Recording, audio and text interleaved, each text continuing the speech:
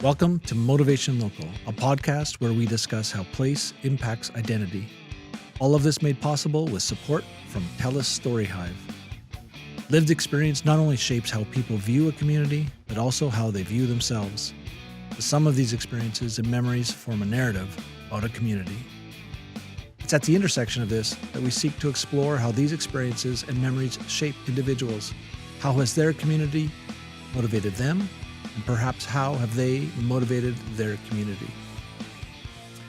I'm Corey Sadlemyer, host of Motivation Local.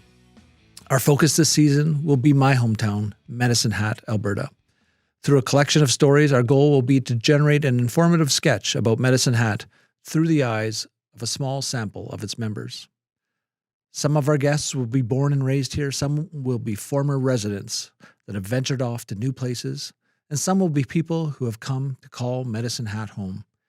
Each will provide their own reflections on place and identity. Our hope is that this provides you with time to reflect on your hometown, wherever you live. In a story about place, I would be remiss to not acknowledge the land that inspires this show. This coolly carved corridor that intersects what has become Treaty 7 and Treaty 4 land, a meeting place for the Blackfoot and the Cree for centuries, and the home of the Métis as well. Lastly, I would like to emphasize that this podcast is separate from my role at Medicine Hat Public School Division. It is, however, about celebrating the community in which I live and work in, and as with any small community, there will be an intersection of guests and roles that reference my work with the school division.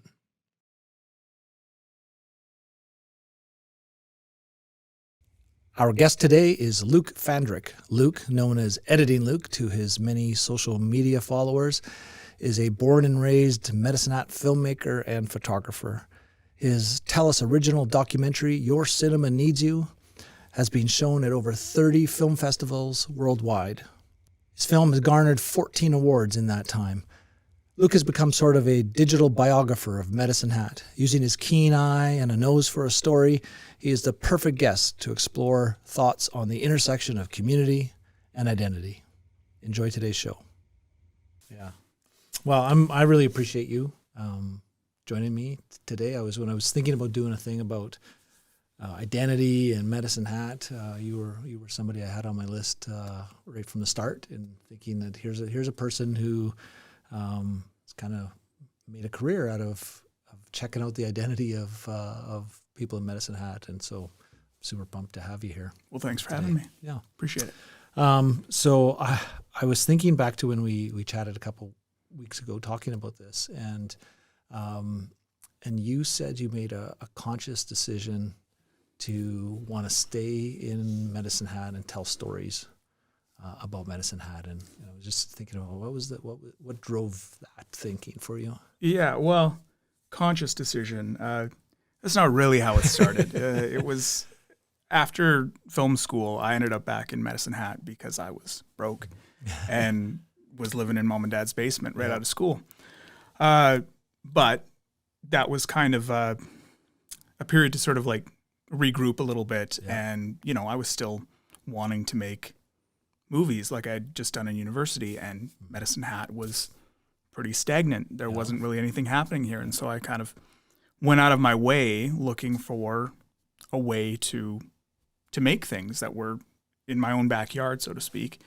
And that's kind of what, I guess, pushed me to experiment a lot more, to see, okay, well, what is possible in Medicine Hat? And at the time, I was working with a local production company who was doing corporate-style videos.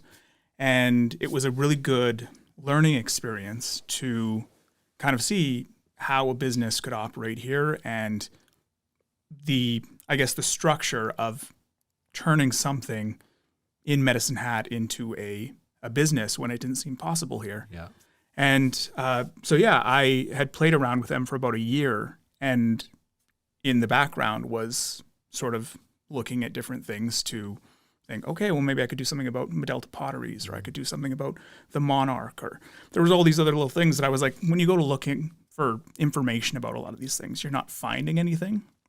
And I was like, this kind of seems like low-hanging fruit because no one else is claiming this. Yeah. And, you know, and it's still an interesting story. These kind of stories exist everywhere, but in a place like Vancouver or Toronto, where I'd kind of thought I would end up, those stories have been covered multiple times in numerous ways. And so then, like I said, in Medicine Hat, it kind of felt like, well, if no one else is doing this, maybe I should try this. And I got some traction early on where it was sort of like, when people are looking for this stuff, they're finding me. And within, I want to say, 2 or 3 years, I was kind of finding that, okay, there's a good side hustle going. And I want to say probably after 5 years, there was enough business that I was like, I could probably do this full time now.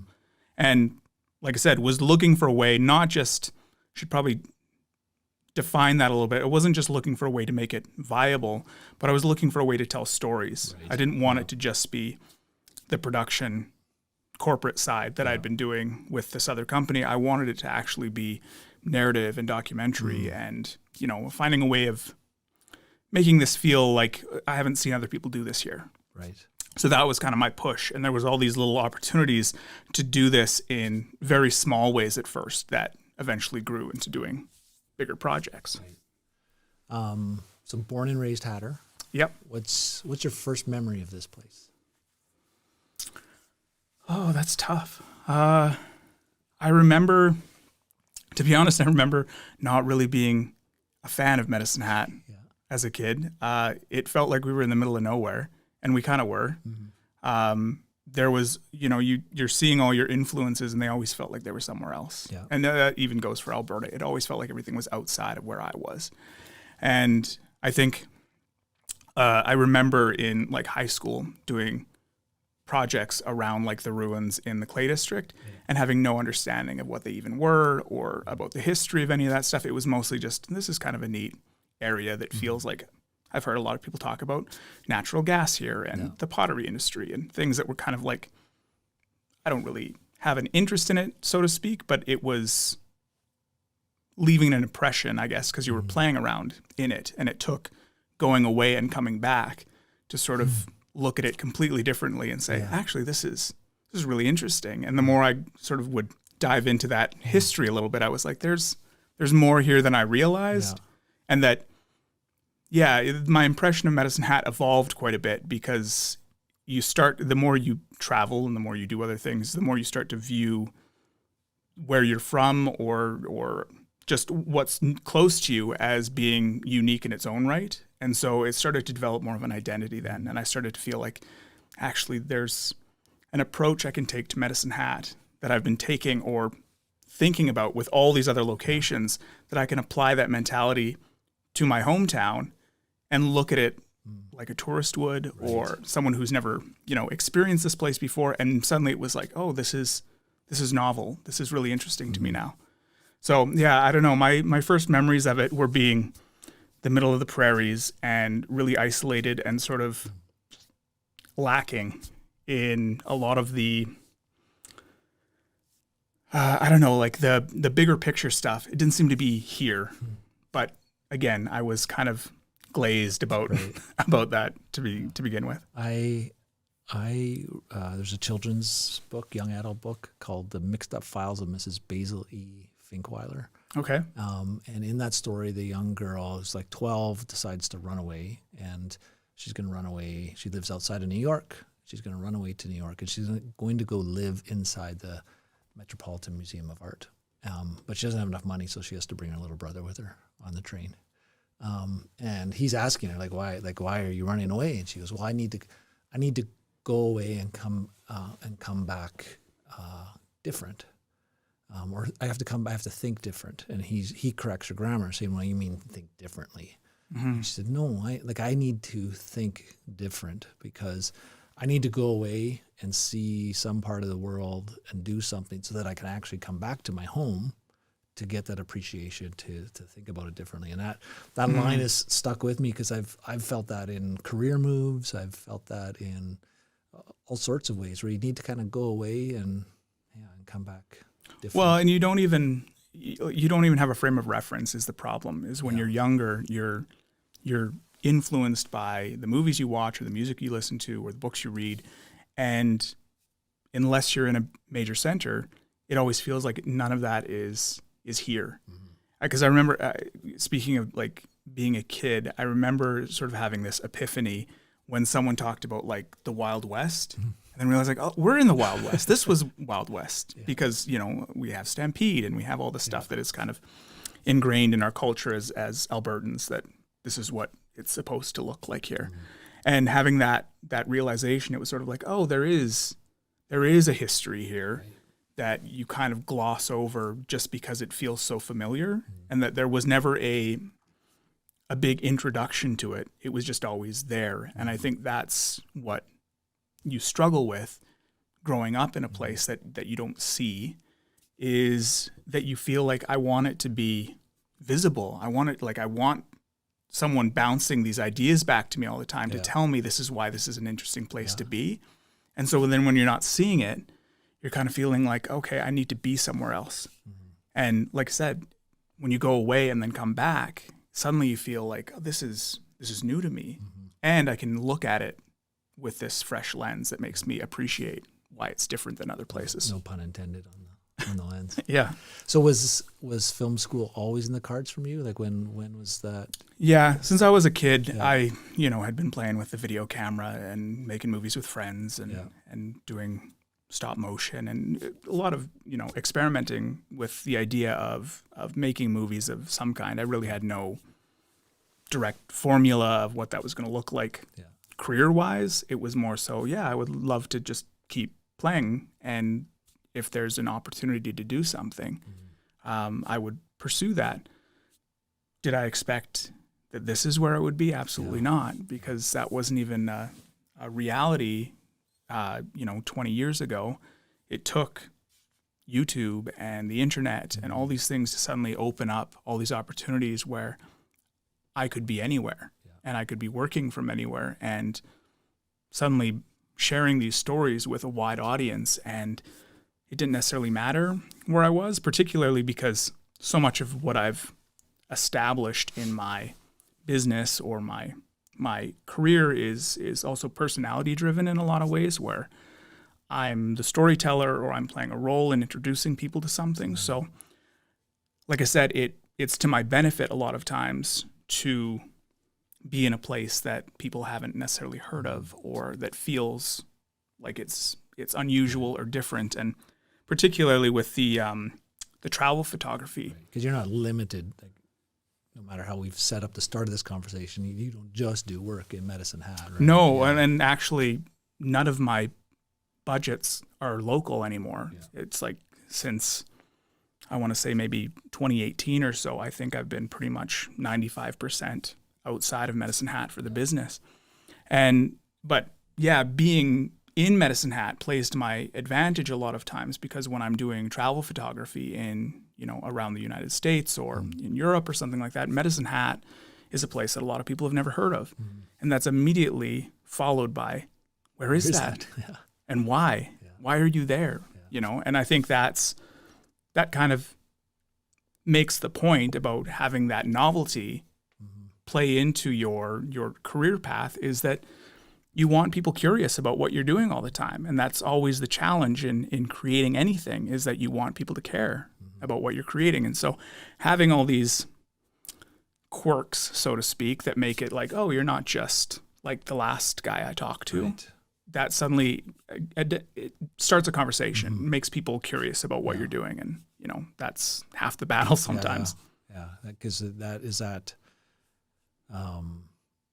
that what makes the subjects real? Or like I would think that sometimes if you're doing that, let's say it's a photo shoot or something like that people can be pretty stiff and they want to go through this process and get it done or whatever that is, versus getting to the core of that person, which is probably more so in some form of natural conversation. Yeah. I mean, that's always the challenge, right? You're trying to cut through the noise a little bit to try and get to the heart of something.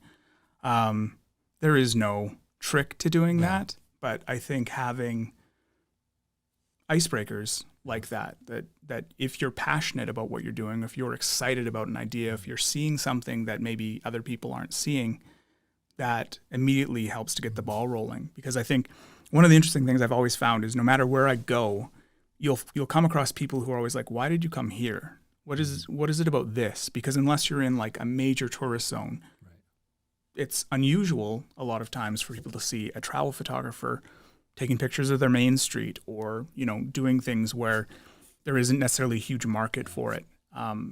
And to me, it kind of reinforces that point of like, well, it's new to someone. Yeah. Someone hasn't seen this. I haven't seen this. That makes it exciting. And again, when you have this context for so many of the places that you've gone about, like, okay, well, what is history that's happened in this part of the world? Or what is, you know, a pop culture reference that comes from this part of the world? Sometimes it's like, it's actually right on the surface, but people are jaded towards it, or they've overlooked it. And suddenly it's like, oh, well, yeah, I've lived in this place my whole life. Never even thought about that. And again, that kind of makes these places unique, and you can apply that exact same mentality to Medicine Hat. I was going to say that might be a bit of the cheat code there, that as you're getting to see those things get unlocked when you're traveling around the world, bringing that fresh way of thinking and looking at things, or way of asking questions to people here to find those well, when we always, I mean, still to this day, we said like Medicine Hat is kind of 5 years behind what is happening in a lot of the larger centers a lot of times. And so when I'd be going off to do these projects, or when I'm getting funding for one of these documentary projects or whatever, you'd come back to Medicine Hat and feel like, okay, I'm going to bring some of these people up to speed about here's how we can do this, here's how this will work. Because there isn't obviously a huge business here for that to happen, but there are people who are interested in it and who are curious about it and who have traveled other places to go and pursue it. So I think you'll find people who are naturally curious about all that stuff, but sometimes trying to bring people up to speed in a place where it's not happening is a benefit and a disadvantage, depending on how you want to look at that. Yeah. So you've obviously demonstrated your skill with the video camera and with stills. And you were talking about going to other places. What is it that you're looking for? Like, what is it that you're looking for that will jump out and tell a good story? I think that is the big question, isn't it? I think it's just about something that maybe surprises you or that you weren't expecting. Sometimes it is just about going down a bit of a rabbit hole where it can be as simple as, you know, you see an interesting looking building and maybe it's abandoned now, and you think, well, what was that? Why is that abandoned? Sometimes it's as simple as finding like an old photograph or a postcard, like the Medicine Hat series that I started way back right out of university was from finding this stack of old postcards that just happened to be 100 years. I think all these postcards were from like 1911, 1912, and I was in 2011 and 2012. And I was like, I'm just going to go to the places where the postcards were shot, and I'm going to take a picture from those same things to do a comparison. At the time, that seemed like such a simple exercise because it would be interesting to share the before and after of things. Yeah.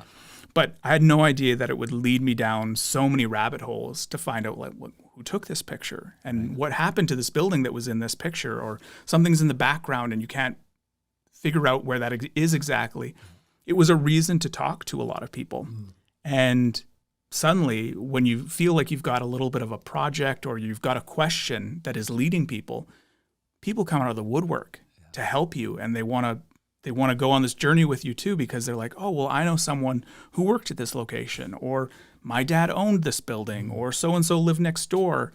And so, again, sometimes it creates a lot of noise, and you've got to filter all that to try and distill. Be like an investigator getting tips. Yeah, you're getting a lot of information, but that's the exciting part too, is that suddenly if you've got all these ingredients laid out before you, you can pick and choose. You can create this really unique recipe that someone else hasn't made before.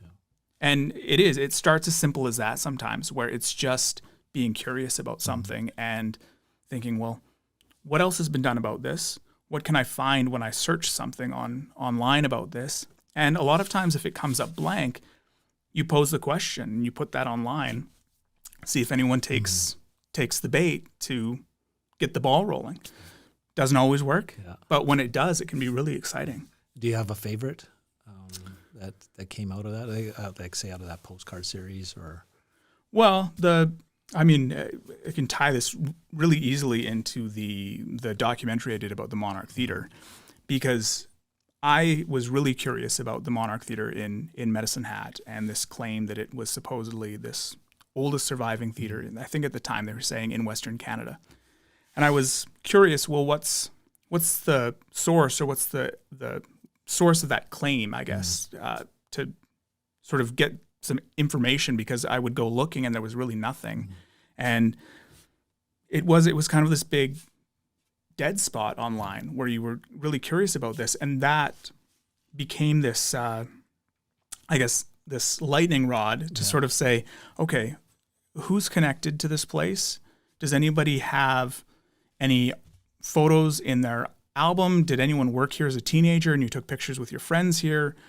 What's in the newspaper archive? What's in the Esplanade archive? You were finding all these little bits and pieces that didn't have a story connected to them. And there also wasn't enough just with what I was finding scraps that didn't connect any dots. So I took a lot of those pieces and I tried to frame them in a way that I was like, okay, I'm going to focus on, say, the 60s. There'll be a lot of people who remember going to the Monarch Theatre in the 60s as a kid. And I was like, what do you remember about this? Like, tell me what you remember about, say, 2nd Street downtown. What was the schedule like? Would you go to matinees? Would you go to the evening show? I started using those little bits and pieces to start constructing this story that was suddenly really rich, because you had this tapestry of people who were like, yeah, we used to go out for lunch and then we would come see a matinee show and mom and dad would give us like change or whatever, and we'd go down to the theater and walk there by yourself, and people were lined up around the block, and you were getting a picture that didn't exist anywhere. There was no photographs of any of this. There was no written story somewhere that I could even read this history. But bit by bit, I was getting this really detailed tapestry of the history of the Monarch Theatre. And that was incredibly exciting, because not only was it a cool story for the Monarch Theatre, but it was also the story of movie theaters. It was like, you didn't even have to know about the Monarch Theatre or Medicine Hat. It could have been any movie theater in North America. And there was something that people could gravitate towards. And they would see a clue that I'd posted about the Monarch Theatre, and they'd be like, well, this reminds me of this one in Toronto. This reminds me about this one. So that was really exciting to be a part of, because you could sense that other people were getting excited about it too, that they were sharing things that they didn't even know that they remembered. And so, yeah, I think finding those early clues and then having people like latch onto them or take ownership of them so that I could utilize it to build this bigger story. There was so many moments in doing the documentary where it was kind of like moment after moment after moment where I was like, this is amazing content and material that I can sculpt into something.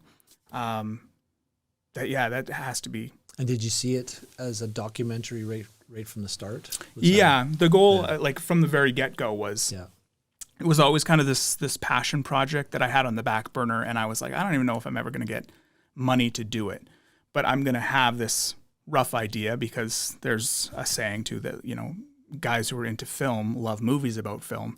And that was always a thing in film school. It was like, if it's a movie about Hollywood or a director or an actor, it's like everyone gravitates towards it. So I was like, a movie about a movie theater. I was like, that would be my passion project. I've got to do something about this. But it was like I had this at the same time as I was doing those early shoots around Medicine Hat. I had this idea that would be such a cool movie, but I was like, there's never going to be a budget for that in Medicine Hat. How is this ever going to happen? But I was curious because of that story that I couldn't find. And I was like, well, the movie theater's been here for over 110 years. It must have changed so much in that amount of time, because everything else around it has changed so much. And why is it still the last here? One standing? Like, why is the Monarch the one that survived when all of these other like movie palaces and like incredibly elaborate theaters didn't stand the test of time. And suddenly there was this one just sitting here in Medicine Hat. Mm-hmm. And I think the other interesting part of that story is when I had started, around that like 2011, 2012, Second Street was dead. There was really nothing happening on Second Street. And there was suddenly this like early wave of things changing. They were going to do a huge renovation on the utilities on the street and redo like all the sidewalks, and some of the buildings had been purchased and they were starting to redo the fronts of them, the Beverage and Inspire and Station. There was like a lot of activity suddenly happening, and it felt like, okay, I've suddenly got all these great pictures of a street that seemed dead, and now it's coming back to life in front of me as I'm starting to do some of these early shoots. So I had these pictures I did a walkthrough of the Monarch Theatre back then, and I had these pictures where the film projector was still in place, the basement was pretty much untouched, and I was like, I would love to use these for something someday. And it took a decade before I actually had the funding and all these pieces kind of came together to make a movie about it. But I was like, that was always on my mind, that because I'd done this early exploration, that there was something there, and that it was an exciting story to me personally that I wanted to pursue. And you had like the range of people in Brian Laidlaw.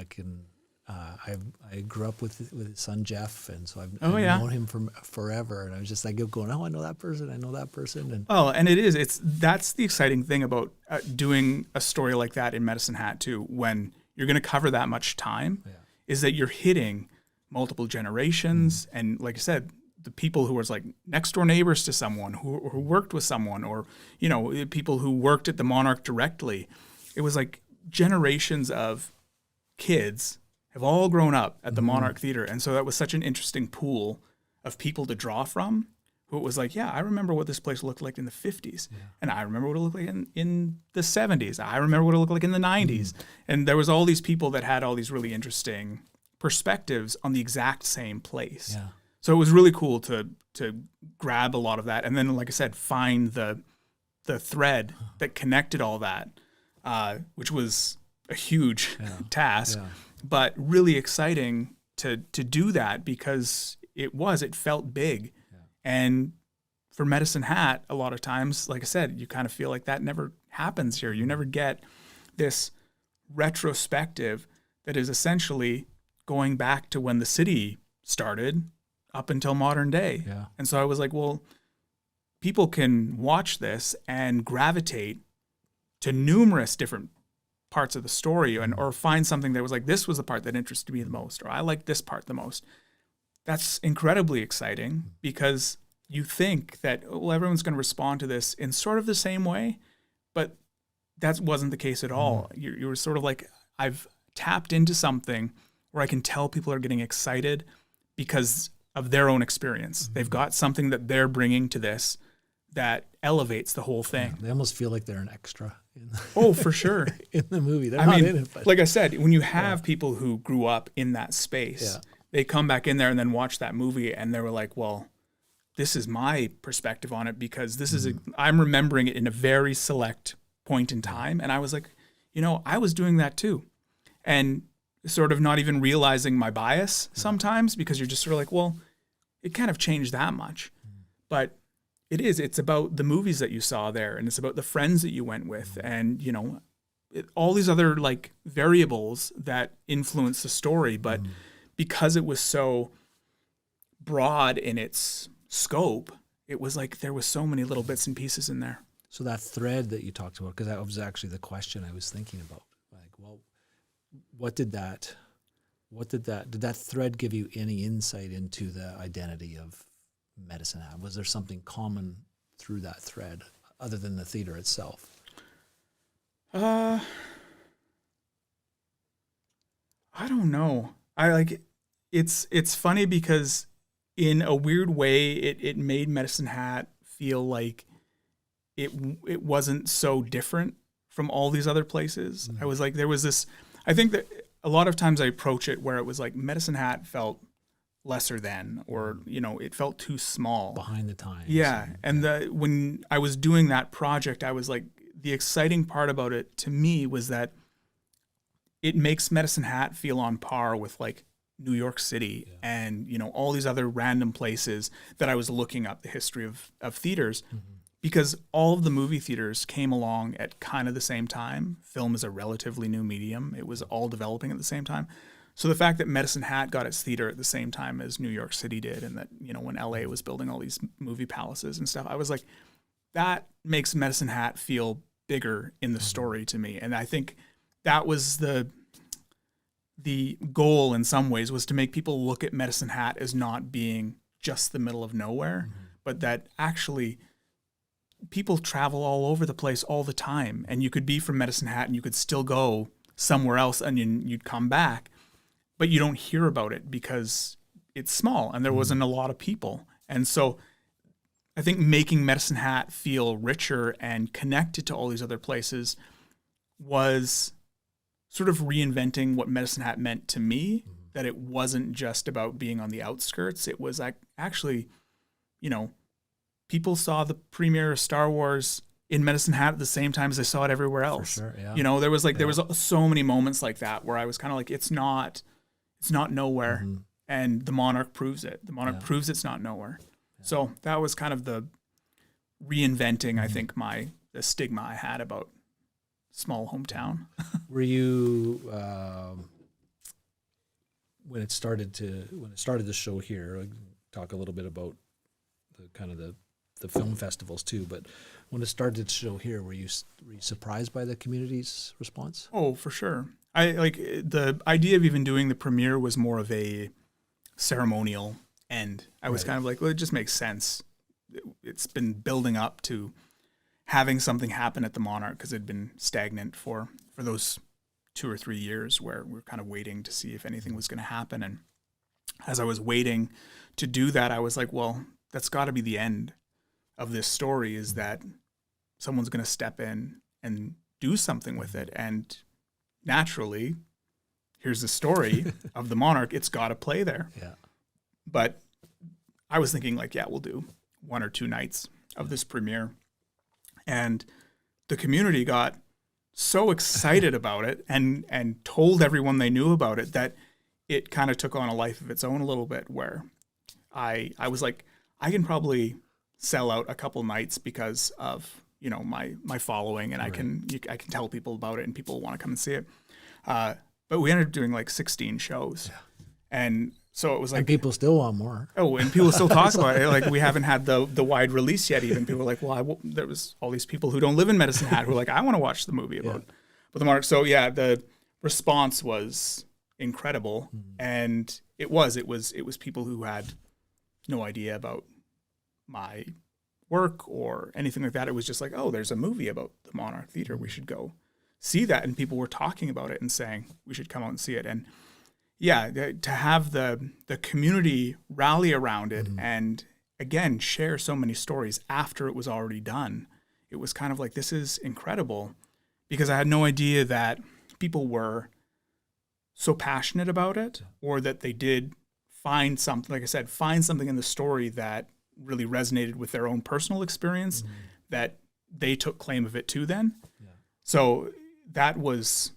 I mean, that's the dream. Obviously, you want to create something that people are excited about and they want to talk about and you know, elevate the whole experience for you. But yeah, there was no way I could have predicted that it was going to go like that. Yeah. So then it's, how many film festivals have you been in? I think it was like 31 or so. Yeah, we had like over 30 official selections and 12 different countries. Yeah. Over 25 cities. I can't remember. Oh, my stats are a little bit blurred together now. But yeah, over 30 selections. Which was, but you didn't get to go to all of them. I didn't get to go to pretty much any of them. I was peripheral to everything that was happening. Yeah. And it's kind of funny because you think like there'd be something to do. Yeah. But when you think about it, it's like, yeah, well, you go to the movie theater, you sit in the dark with everybody else, and then it's over.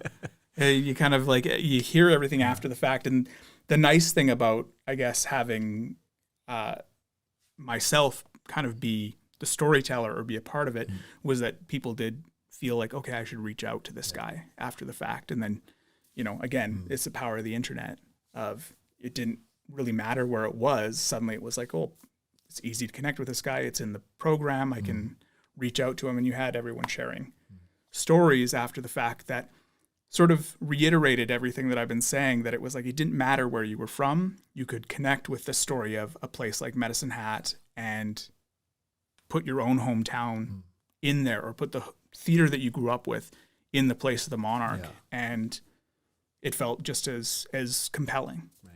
And bring back, because you said the thread of the movies and the thread of movie theaters, but there's also would be a thread too of how people would remember spending their recreational time in the 1950s or the 1960s, right? Because it wouldn't have been too different across different communities. The current state of movie theaters today. I mean, like I say, the Monarch has lasted, but most of them haven't. Most people have lost the theater a long time ago, or they remember like, yeah, this was the theater we used to go to all the time. It's closed now, or it got demolished.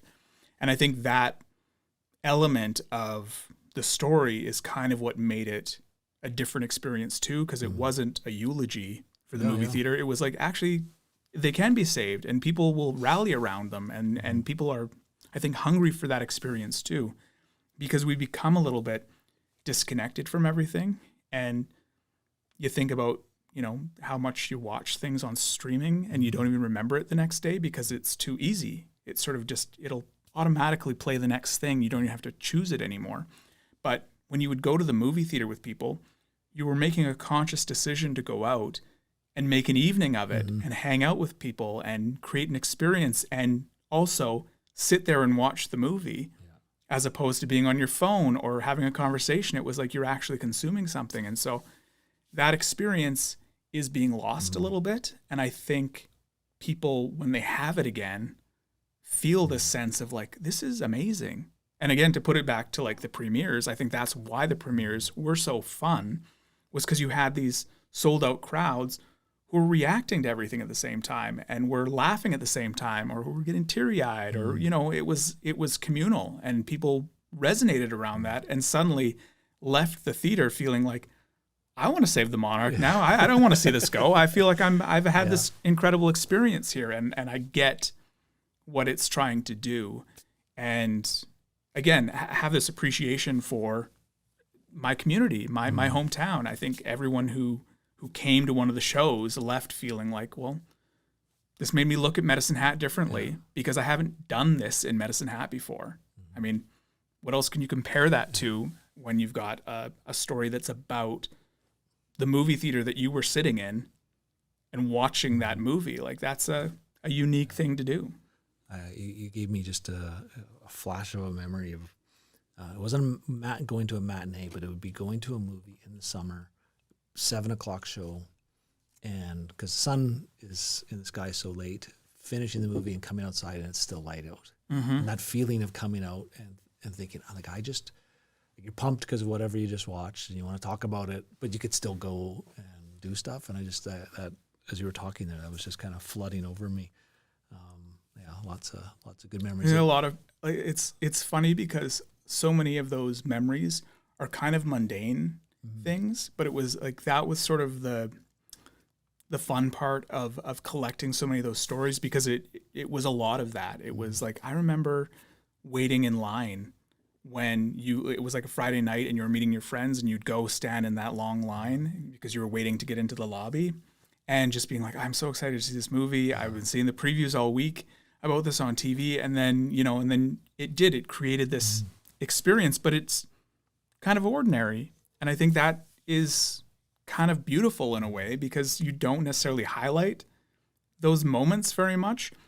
But when you think about how many people had that experience, suddenly you're like, that's an incredible communal thing again, that makes people feel connected to something, because it resonates with people when you say, like, do you remember being in high school and going to the movie theater and being excited to see your friends in the line as you got up? It was like, Of course I do. That was such a good feeling. You're trying to sneak into the movie that requires you to be 18, and the Yes. friend at the front of the line tries to get a deal by asking for one youth. And you're like, Yeah. Well, and just, the spending your allowance at the concession and all this other stuff. It's like all these very minute things that people just have this soft spot for. Yeah. It just makes them, again, appreciate your youth, appreciate the community you grew up in, and again, remember things about it. Remember like the locations or the smells or, things that unless someone asks you about them, you don't even realize that I remembered that because doesn't come up in conversation. Yeah. So you wrote on your blog recently that like the basically the tour of the movie, and we haven't even said the name of the movie. Your cinema needs you. Yes. Probably should mention that TELUS was part of that. Yes, it was a TELUS original. Started in 2021 and then premiered at the end of 2023. Yeah. And is about to be released beginning of 2025 here. And what does wide release mean? So it goes up on their, they've got like a special platform that's just for TELUS Originals. Yeah. So you might have noticed, getting into the weeds a little bit, but you might have noticed things like Kudo and stuff like that. They have bundles now that include TELUS as part of their streaming platform. Yeah. So it's listed with all these other platforms to see it. And I think they're pushing for that to be a national thing where it's specific to the TELUS Originals program. But yeah, there's also potential opportunity for it to still go other places and for us to, we've already had people reach out about, we've got this old movie theater. We think this movie would be great to play here. Mm-hmm. So potentially putting this other places is on the table too still. But it's been a whirlwind. It's been an incredibly long process to do this. I mean, originally it was supposed to be like a year-long production schedule and then it was going to be over. But it was because of the fact that the Monarch, there was all these whispers about the Monarch was potentially going to get bought or someone was going to reopen it. And I was like, well, that's going to immediately change the story because that's kind of what I was hoping for, was that something would happen. And either it's going to take forever. And then it was like, okay, we'll do this as a way of saying somebody buy the Monarch and do something with it because we've made this movie about it. Or it was like, well, I want to get some credit for that because we've done all the legwork to get people excited about it that, I've been kind of in lockstep with a lot of the guys who are running the Monarch now because we brought thousands of people out just to see the documentary as a way of reopening the Monarch Theatre. So it kind of introduced a whole new demo to the Monarch that had kind of forgotten about it for a decade or so because they didn't even know it was there. So yeah, there's been a lot that's kind of happened in a brief amount of time and also a very long amount of time, depending on how you want to look at that. But I was when I was doing the research, I wanted to talk to you about your, I think it was the 2012 Hometown series. Is that the postcard? Yes. That was the postcard series. Yeah. So that one is kind of changed a little bit over the years. Originally, it was called Around the Hat, where it was kind of like, okay, I was finding the postcards and then I was doing these comparison things. It morphed into the Hometown series over lockdown because I was sort of like, I'm going to do a refresh on this whole thing. I'd kind of, after a decade of sort of doing this sporadically in the background, I was like, I'm pretty much covered everything I can think of to cover. But because a decade had gone by, I was like, the stuff that I shot a decade ago, some of it's archival now, where it had changed completely. And like I said, the Monarch images opened up the idea for a new project to happen because you had this material that was suddenly different. And there was a lot of that. So yes, it became the Hometown series. And it morphed a little bit into becoming, I'm going to take a picture. Again, this was like lockdown type mentality where it's like, I'm going to take a picture every day for like a couple months, and I'm going to post a picture every single day and see how I can try and find a different view of the Samus Teepee or Medelta or things that I'd seen thousands of times already. And that kind of elevated the series too, because wasn't just about history anymore. It wasn't just about, interesting views of things. It was sort of like the everyday. It was the weather is interesting today, or, I'm going to go for a walk and just see what I see and share something. And it was this motivation to kind of feel like I had to make something every day that, it changed, I think, the scope of what the project even was, because it was such a large amount of material after so many years of sort of randomly doing this, that I was like, I should curate this a little bit. I should look at everything that I've got now. I'm going to call it all the hometown series because it's just all my hometown. And depending on what I wanted to do with it, you could frame it in a million different ways. It's like I could make this about historic locations. I could make this just about really nice landscapes. I could make it about specific people who were doing something. I could, there was enough random material in there that I could tell stories on numerous different things if I wanted to. But yeah, it became a really interesting point in time because a decade had gone by that it was the first time that I really, I think, tried to contextualize it and take a step back and say, what do I even have here? And what was I doing? What was the point of this?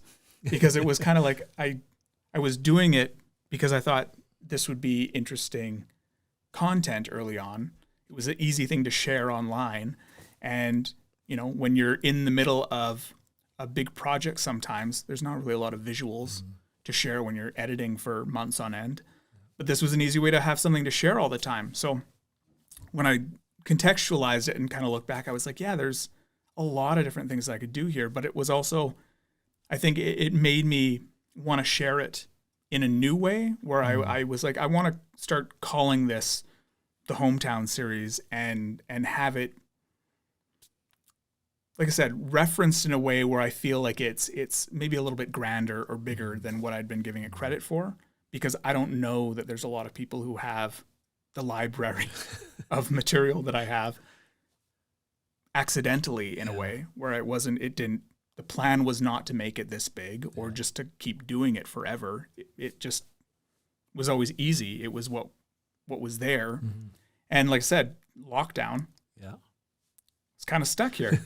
Couldn't do any travel photography. Yeah. So I was like, I'm going to be shooting a lot of Medicine Hat for a couple of years. I should refresh a lot of this. And it was exciting to kind of go back and look through all that.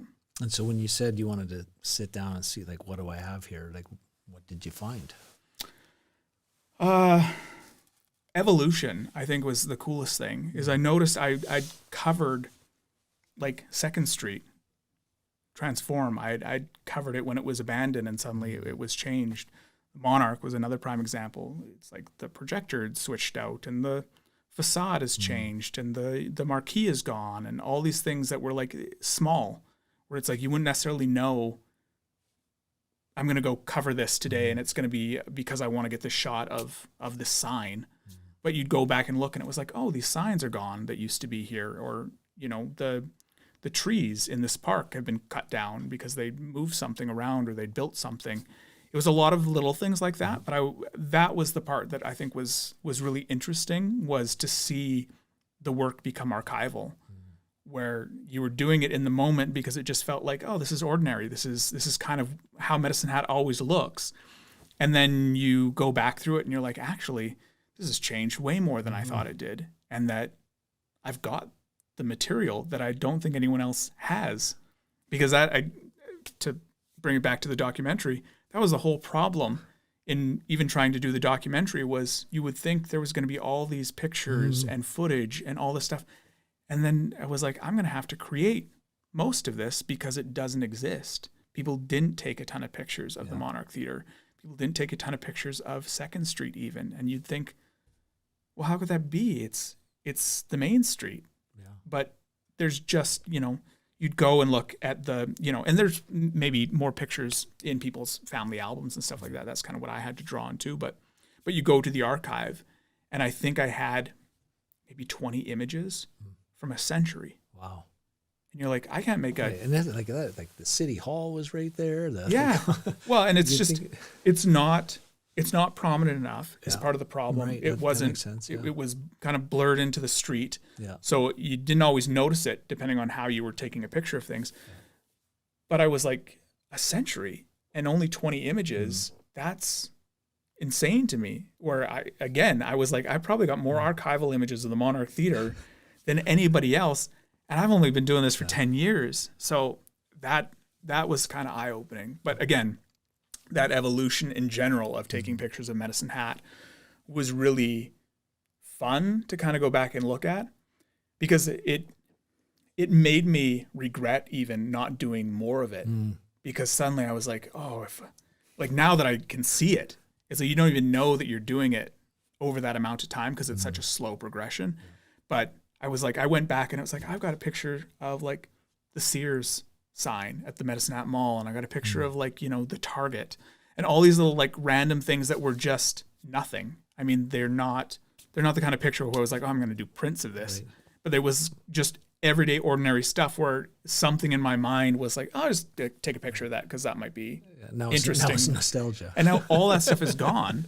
And you, like I said, if someone's looking for pictures of that stuff, I might be one of the few people who actually has it. Yeah. And that part of it is kind of really cool, because as a storyteller or filmmaker or whatever, you're always looking for an angle. You're always looking for something that's going to be a little bit different than someone else would do. And you never really think that it's going to be something that ordinary, where it was like, I took a picture of the mall, or I took a picture of, you know, the convenience store shelves, and then suddenly all the brands start to change. Yeah. Stuff like that, where you're kind of like, it's really cool to have the minutia in everyday life and then be able to reference it somehow into something bigger, or, you know, pull inspiration from these little bits and pieces just because you were experimenting or playing and seeing like, okay, I'll come back to that one day and see if there's something actually there. A lot of times there's not. I talk about that too, that it's like you can capture a lot, and stuff from 10 years ago, a lot of it does look exactly the same as it does today. But when you find those moments in there, I think that's the exciting part. Yeah, that made me think of how Stranger Things did such a good job of that, of pulling the, like, whether that was the right font or the right convenience store shelf or the thing, and how that can just pull you back to a completely different time. Yeah. Well, and you know, I've said it already, but the idea of doing like context building, it's just the whole idea of, we're talking about like Medicine Hat and identity, and trying to get a stereotype almost of what does Medicine Hat look like. And that was always something that was on my mind too. I was like, okay, I'm going to obviously have a shot of the teepee in there because everyone thinks of that as being a symbol of the city. But then I was like, okay, maybe I'll have a piece of Medelta pottery mixed in, and then maybe you'll have a natural gas well, or a cowboy hat, or, you know, like all these little things that individually by themselves are pretty insignificant, but as a scope of doing a bigger picture of something, I was like, it's all in the detail. You're always looking for like these very random small things that end up telling this bigger story. And that became the fun part in all of the projects that I was doing, whether it was travel photography or filmmaking.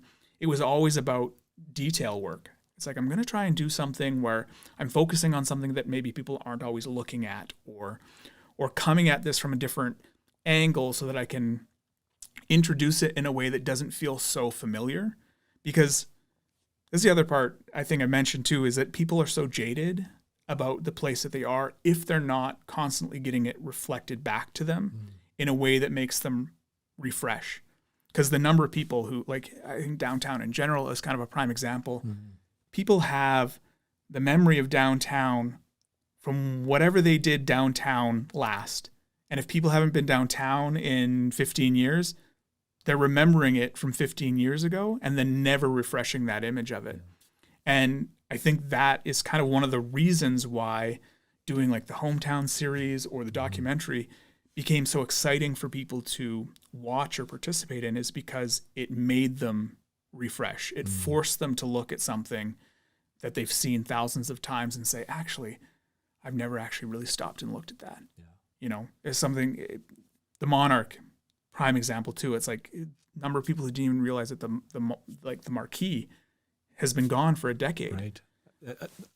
I would have been one of them. Yeah. I had to go back outside and look. Well, and it's like you see the old picture of it and you're like, I recognize that immediately. Yeah. But yeah, it's been gone for over a decade now. Yeah. And again, because there's no fanfare or attention drawn to it, you just get on with your life. And someone points that out and you're like, yeah, I haven't been looking that closely. And you can apply that to so many different places around town. Yeah. But again, that's kind of the fun of it is that you're constantly trying to do that refresh to make people focus on something. Say, look at this, look at how it's changed, or look at how unique that is when you're comparing it to all these other things.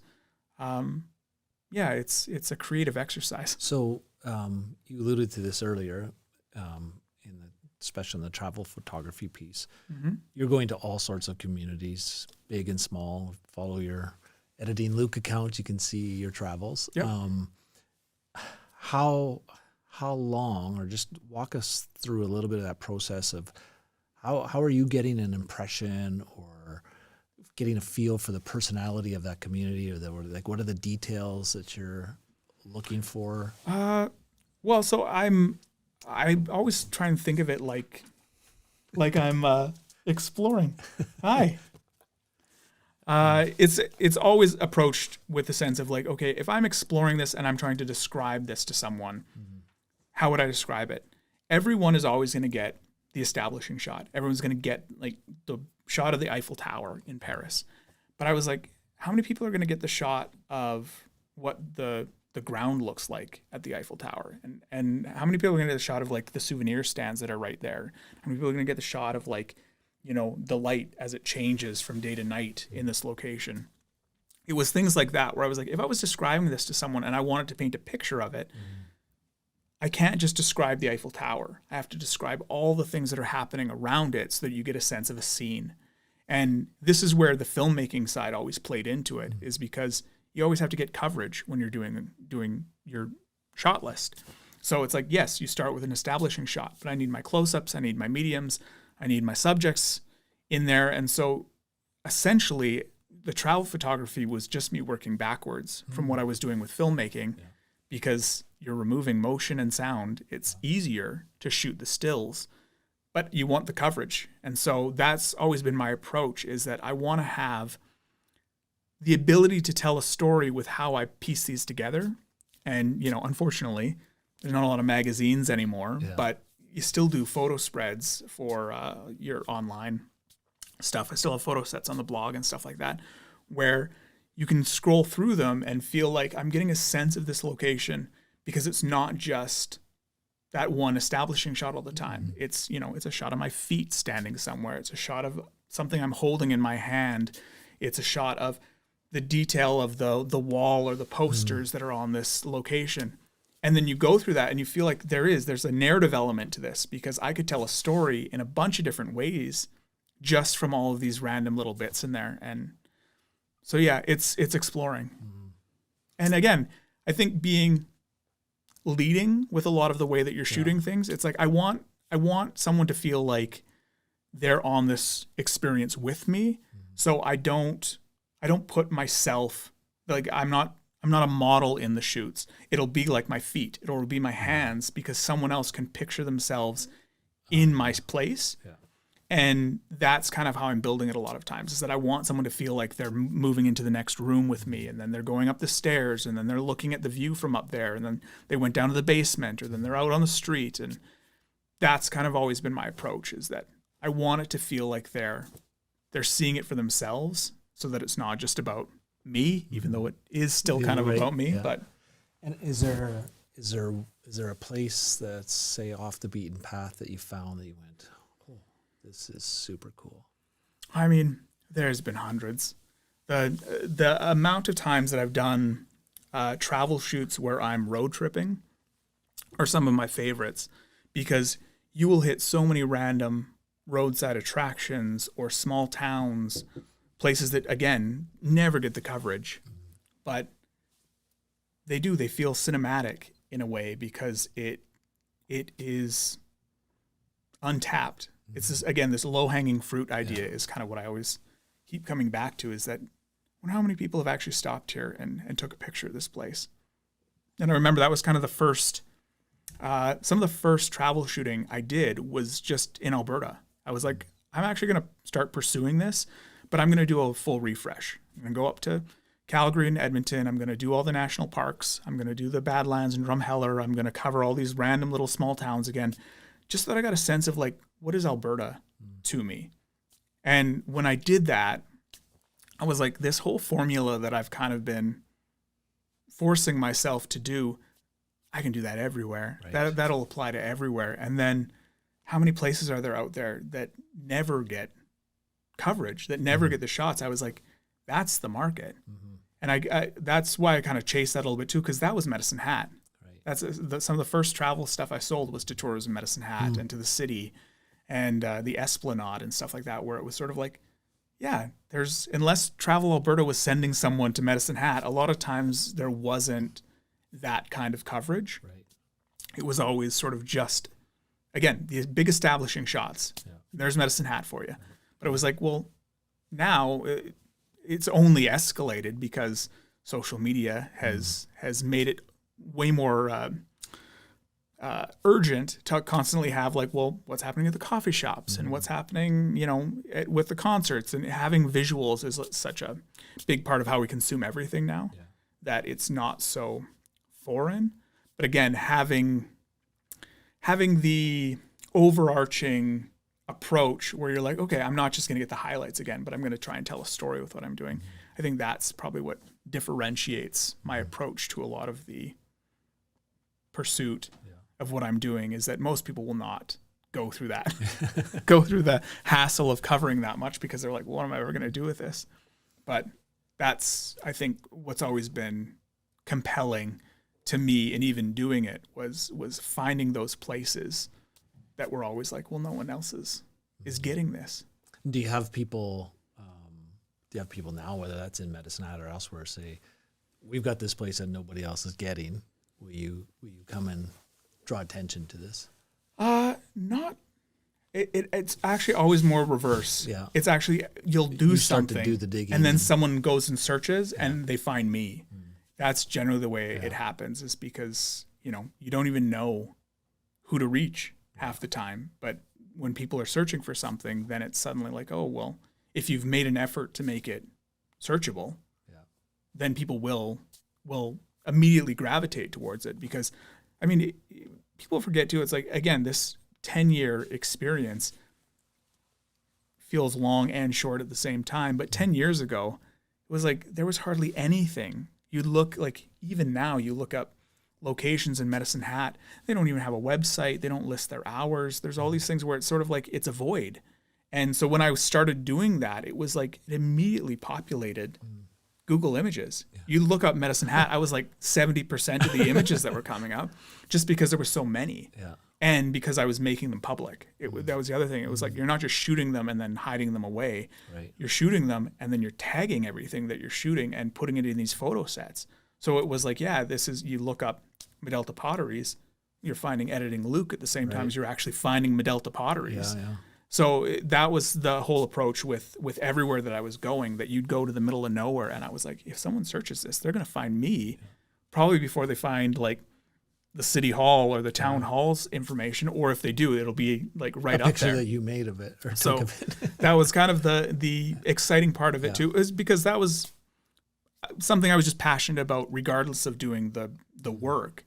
Was I was like, I just want to go see things that I haven't seen before, and I want to go find things and meet people, and it was just fun to kind of do that. And so a lot of the stuff that I was covering, sometimes I was like, well, this is never going to be a paid gig, but I'll have the material there. And like I said, you never know, that could turn into something down the road, or it inspires you to do something else because you experienced something or you saw something that you didn't even know you were interested in. That was, the creative exercise of it all was the fun. In some ways, you went away from what you originally had and then came back to it again, like the COVID thing. What if, with that large archive of material and all of those experiences, like whether that's meeting people and talking to people, what have you learned about the people of Medicine Hat?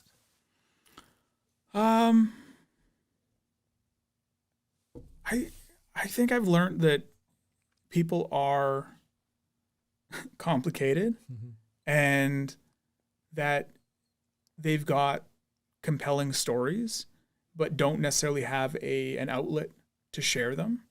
I think the number of times that I've ended up in a conversation with somebody who just by having that conversation, you've like unlocked something that they didn't know was there.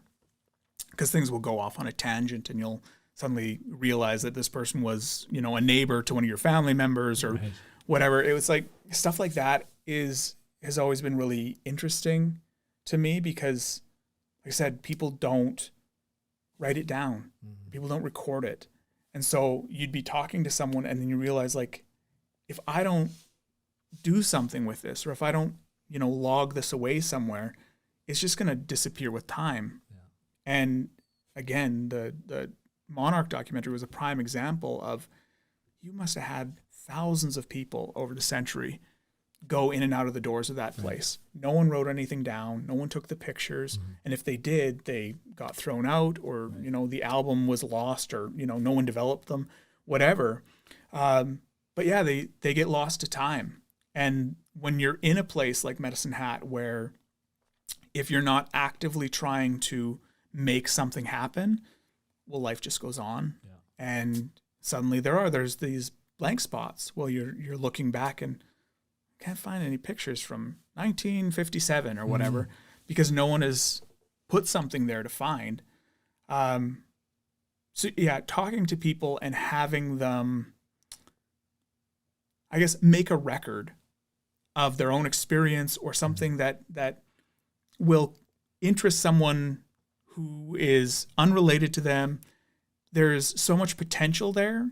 I think that's what I get excited. I get excited about the potential of what that could be or what that could unlock, because that's how the stories start. You never know what you're going to be captivated by or the bigger picture that you're going to connect this to.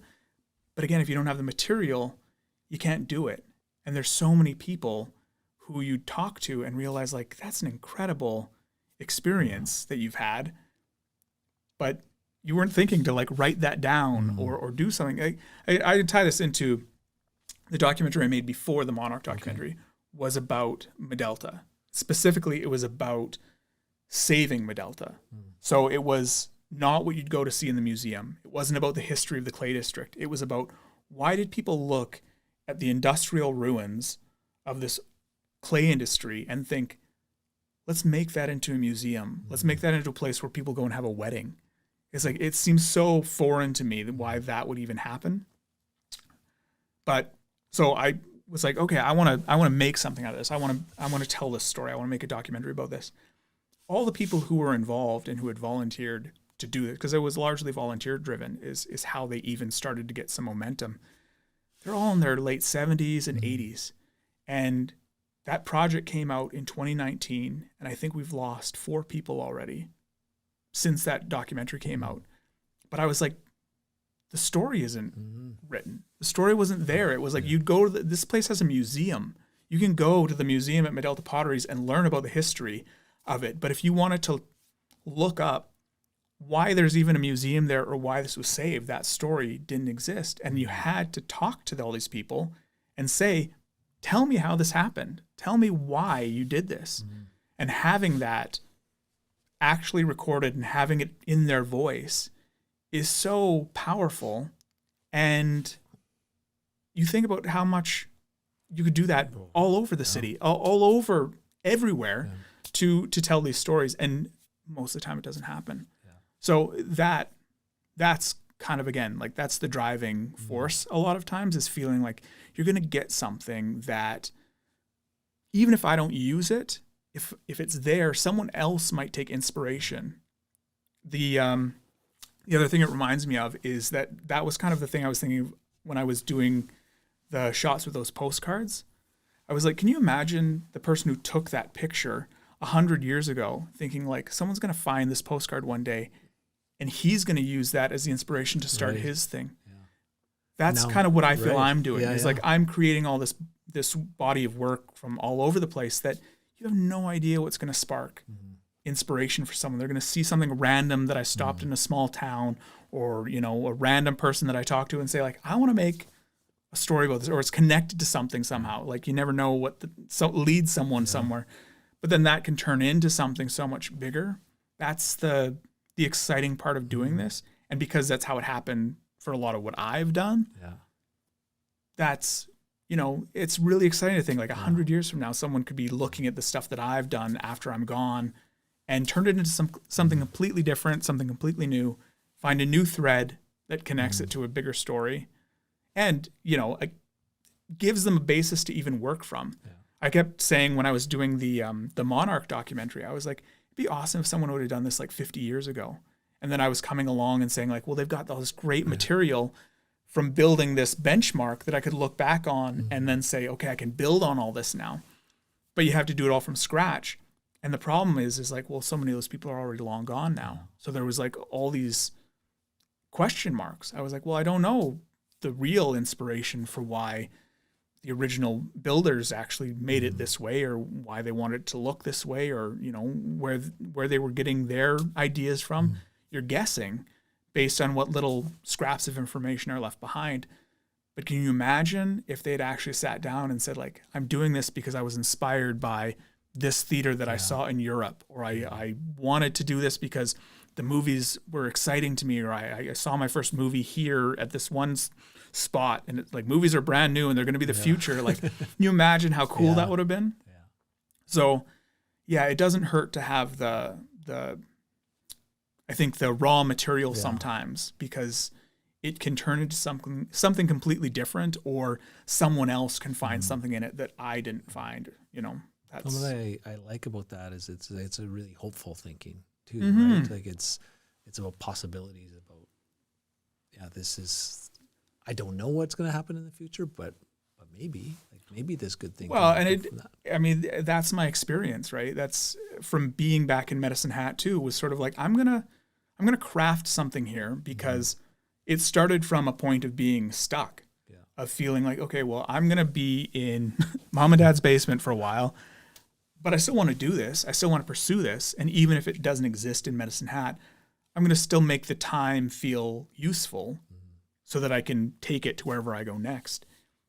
And like I said, I had no idea that potential for it to grow in a way where I was suddenly, I'd made the career. I had made the career out of the scraps, and that it didn't feel so random anymore. And like I said, that's the exciting part about doing a lot of this, is that you're creating things all the time. You're creating opportunities, or you're creating stories, or you're pulling those pieces to try and find something that someone else missed, or, you know, that would be interesting if you were in a bigger city.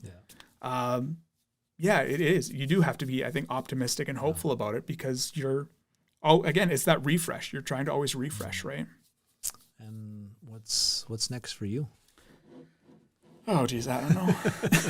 There's a lot on the table. I mean, it's interesting coming off of this project, because it was multi-year. So it's kind of always been in the background, even though there's been travel shoots and a lot of other stuff still happening continuously while the film was being made. And then the film festival schedule was a whole other year. So I'm thinking there's probably going to be some continuation to some degree of potential follow-ups, or something involving how this story is evolving, because we really, I think, ended this last project with this new fresh start that's potentially like, okay, well, we saved the movie theater. Yeah. What does that actually mean now? Right. You know, like, what does that what happens next? Because opening the doors is one thing, having it be a sustainable movie theater is a totally different thing.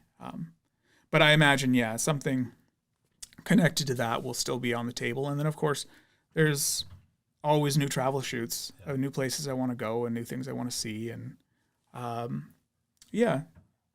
don't know. It half the time you don't you don't really necessarily have the map. Yeah. You're constantly looking, and then something will kind of emerge. And I think particularly because the way that my work life has sort of evolved too is that I'm not really taking on other people's projects anymore. I'm developing my own projects now all the time. So it's trying to, again, feel like I'm looking for inspiration, but I don't necessarily know where that is yet. Yeah. I'm taking the fragments of what else has happened and I'm thinking like, okay, well, what haven't I done? What do I want to do? And it's tough when you're, like I said, coming out of a project that has been on my mind for so long, is that you're trying to escape the bubble that you've been in a little bit. So that makes sense. So yeah, I don't necessarily know, but I imagine more documentary stuff is kind of where my focus is at, is because I really liked doing the longer form storytelling and being able to sink my teeth into something like that where you don't usually get that opportunity to actually fully flesh out such a big story like that is exciting. Oh, and you're really good at it. Well, thanks. I really liked it. Yeah, it was good. So that's good to hear. Yeah. That was certainly the hope when you're putting years of work into something. You're like, I really hope that wasn't a wasted time. I was thinking about the Medelta thing, and like the prisoners that were working down there, right? POWs. And I grew up up by the armories up there, right? And actually quite close to Selfview School. We moved there in 1974. My mom and dad built a house there for $28,000. And Gilwell Park is right there, and there's a big hill in that park. Like, so the Stampede grounds are here. My parents' house is here. Southview Church of God is here, and there's a big hill. Oh, okay. Here that we toboggan on and stuff, and then the right. Patterson Armories is further down here. And this, when they were doing the work on this park, as they were working over here, this was all, like, we were little kids and we'd be out there playing. This was all foundations here. Oh yeah. And this was the POW camp, this whole area. Right. And we were finding like canteens, like all sorts of, like, if you were to be able to excavate this hill, there is stuff. Yeah. This hill was built for a specific reason. And then I came across it was a CBC news story. It was about 20 minutes long. I think it had video about World War II and the POW camp that was there, and it was totally run by Nazis. It was just a Nazi. This was a Nazi-operated camp. The RCMP were there, but they basically stayed at the gates. They still had the hierarchy. Yeah, and there was a murder that happened inside one of the little buildings, and they actually have a picture of the guy hanging. Like, they hung him in the corner, kind of facing the corner. It was, and then actually I think the guy's last name was Mueller even. The two guys kind of became the patsies for it, and they were hung at the courthouse in Medicine Hat. Oh wow! But when I went to kindergarten, where Selfview School is now, those were the officer barracks. So there were still barracks over there. There weren't any houses. It was just military buildings. That's where I went. I went to kindergarten in one of these military buildings that is long since gone. And I always had this thought. I wonder what the connections were between what happened. And that story too is that was one of the early ones that I had come across too when I was looking at early archival stuff, because you didn't even realize that camp, I think it was like the one in Medicine Hat and the one in Lethbridge, they were like the largest prisoner of war camps in Canada. It was like they were sending all of them here. I know. And so it was like, it's things like that where I always got excited when I felt like you were discovering something that connected Medicine Hat to the rest of the world. Yeah. And that's what, learning about that POW camp, there was a lot of material in there. And particularly because it connected to Medelta in the clay industry, connected to all these farmers who were using labor from the camp. And then it also connected because a bunch of them came back. Yeah. It was Medicine Hat had a German population, and then all these people after the war who were prisoners ended up coming back to Medicine Hat because they liked it. So it was like there was all these little, again, when you were looking for stories, it's interesting.